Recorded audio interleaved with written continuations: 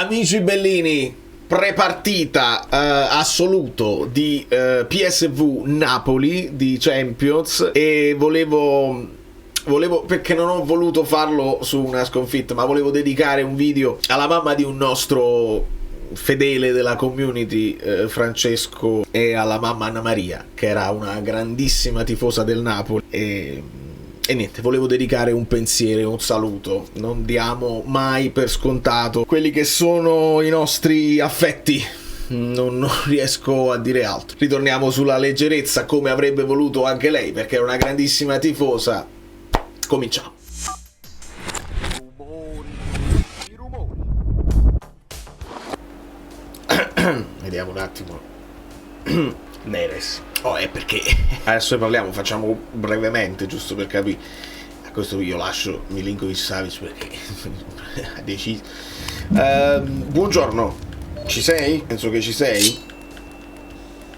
Lopo non ci sei. Rasmus non ci sei. Io ho visto Scott un po' ancora sofferente, proprio anche quando passeggiava sul campo. Olivera, per carità, se Spina ce la fa, o anche Gutierrez, ma se Spina ce la fa, io direi che però se giochi con Lang, no, miseria, che noi lo conosciamo il nostro allenatore, però per me in questa partita qua io voglio vedere Lang dall'inizio, perché magari ha anche quel senso di orgoglio, quella cosa che conosce l'ambiente. Politano secondo me a questo punto giochi, così come Buongiorno, se sono entrati. Bah, partirei così. Le notizie ci dicevano che insomma Conte starebbe pensando anche ad Ambrosino, o addirittura alte proine falso 9. Non lo so, non ne parliamo. Cambiato un po' la... penso che Mourinho è così, perché è bello, più bello da vedere, ma non so se riesco a giocare, se riesco a prendere l'iniziativa. Non so in che direzione vanno i giocatori. Do la colpa alla schermata se perdiamo, non c'è problema. E chi vede niente? Bravo Di Lorenzo. Vai Luca, eccolo, vedilo, bravo. E ora Lang che avanza così, sembrava Okafor dell'epoca. È bello, se non bara giocare così è bello da vedere, però non si capisce. Però se Luca giocasse il 50% di come gioca nel giochino, guarda là, va, le smista proprio bene. Adesso però Lang, dai, metti una bella palla in mezzo come Ven, che arriva Luca. Capite che se poi gli facciamo qualche cross quando Luca è in campo e non viceversa appena esce, capace che qualcosa può succedere. Devo dire una cosa su PSV, adesso che finisce Lang, il cross col sinistra, adorabile, no? Bravo Zambo. Kevin. Kevin. Sì, mamma mia che bellezza. Abbiamo proprio bisogno di tutto ciò. Kevin che passa. Luca è uno di testa, uno di sinistro. No, però fatemi sapere effettivamente se è più bello così o se non si capisce niente nemmeno a guardare, perché è una telecamera tipo Marassi. Bravo Spina. Bravo, chissà che bellezza. Meno male. Luca, quasi 3. Bella. Vabbè. Vedi, il mio piano gara. Piano gara. No, è delle sventagliate da una parte, dai cambi di gioco. Perché? Adesso vi spiego il perché. Vedete come sono efficaci. Se le fai bene, ovviamente. Non vedo niente, non so niente. Bravo Milinkovic, non so niente. Bravo, chissà. Canti. Esatto, non ho fatto manco cambi perché la squadra va benissimo. Lucchino! No, fuori gioco. Non ti arrabbia. Fuori gioco di parecchio. No, nemmeno. Mamma mia. E chi ha visto niente? Non ho proprio idea come difendere su sta roba. La storta. Eccolo, anch'issa. Bravo Luca. Kevin, adorabile. Ancora Luca, ancora adorabile. Allora, non ne parliamo? No, quale rematch? Dai. Eravamo, si dice bellini, tra virgolette essere bellini. Bellini, eravamo bellini.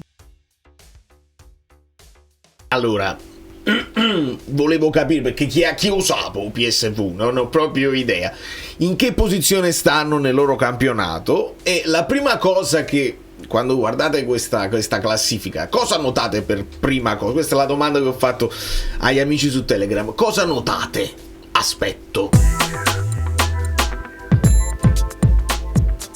Allora, notate che sono secondi in classifica, notate che hanno vinto 7 partite, persa una e pareggiata una. Poi dovete notare i gol: 27 gol fatti, quindi miglior attacco di queste prime 7. Non credo che l'ottava abbia un miglior attacco di questo. Quindi fanno 3 gol a partita di media, però ne subiscono anche 12, quindi 1,3 a partita li subiscono. L'unica squadra che ha una difesa italiana, perché poi se andate a vedere la classifica dell'Italia abbiamo tutte migliori difese, è il Feyenoord, prima in classifica con solo 6 gol subiti.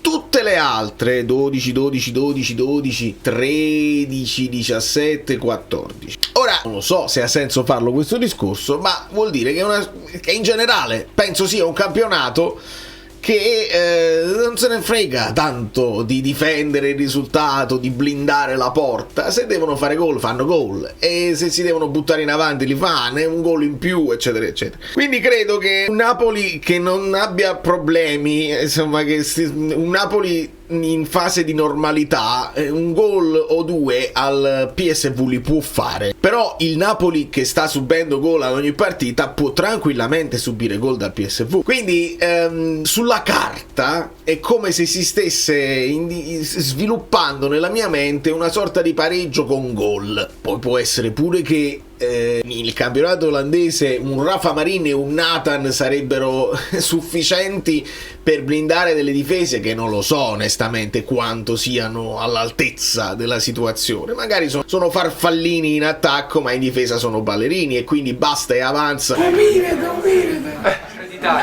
sembra quasi che sai poco. Allora, un Beukema, un buongiorno ritrovato, per stare un pochino più tranquilli in difesa. Non lo so. Quindi spostiamoci un attimo. Non ti piace? Spostiamoci un po', recupero pure l'analisi tattica. Però l'ultima partita del PSV, giusto per avere un'idea, vedo un 4-2-3-1 e vedo anche dei giocatori che noi conosciamo abbastanza bene. Al di là di Perisic, che sta ancora là, abbiamo il Dennis Mann del Parma, Serginho Dest, voi ricordate quello che gioca a Dest? Serginho Dest, Scouten, insomma un po' di giocatori, Verman, un po' di giocatori che si conoscono. Penultima partita, ancora 4-2-3-1. Terzultima contro il Leverkusen 1-1. Qua vedo un 4-4-2, ma è la stessa cosa, perché Salibari lo puoi mettere in attacco, lo puoi mettere sotto punta, siamo lì. E in quest'altra partita vedo una sorta di 4-3-3, ma vediamo, ci rispostiamo di qua, stacchiamo questo. Niente, non mi fa prendere la cosa, però è chiaro la situazione, voglio, il dubbio importa fino a un certo punto, è interessante. Io credo che in difesa, se Buongiorno è rientrato e deve giocare lui. Il dubbio terzino sinistro, onestamente possiamo anche pensare che Gutierrez non ha giocato in campionato perché te lo vuoi giocare in Champions. Sarebbe una bella sorpresa per essere ficcanti su quella fascia, quindi possiamo immaginarci un ballottaggio Spina-Gutierrez, perché Spina le sta giocando tante, troppe, e per gusto personale metto Olivera un gradino dietro. Dopodiché a centrocampo Anghissà deve giocare per forza con Gilmour, per me deve giocare per forza anche sempre De Bruyne, e poi capire perché McTominay scuro in volto secondo me è ancora in sofferenza. È stato strano sentire Conte parlare di l'ultima parola tocca al giocatore, io non costringo nessuno.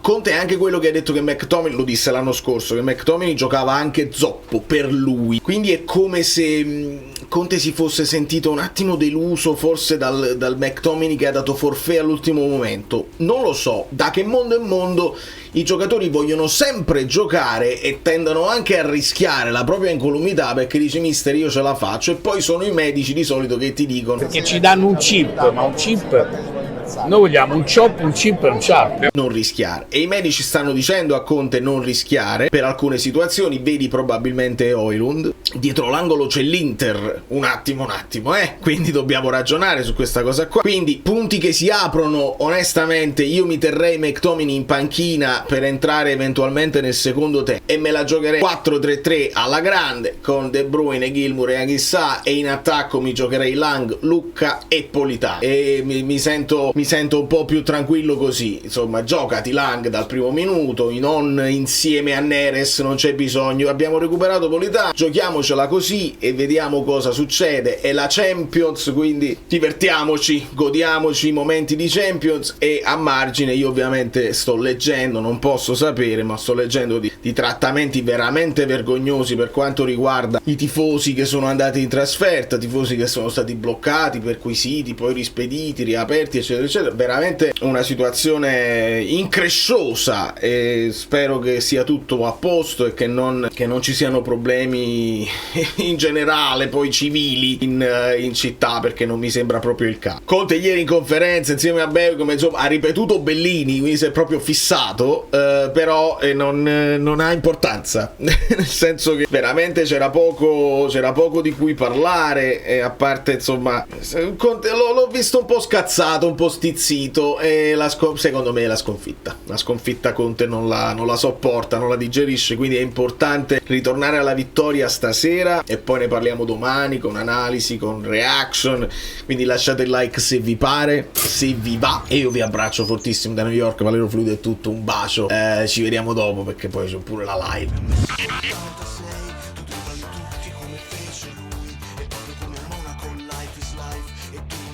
Sospendi e riprendi, sorprendi.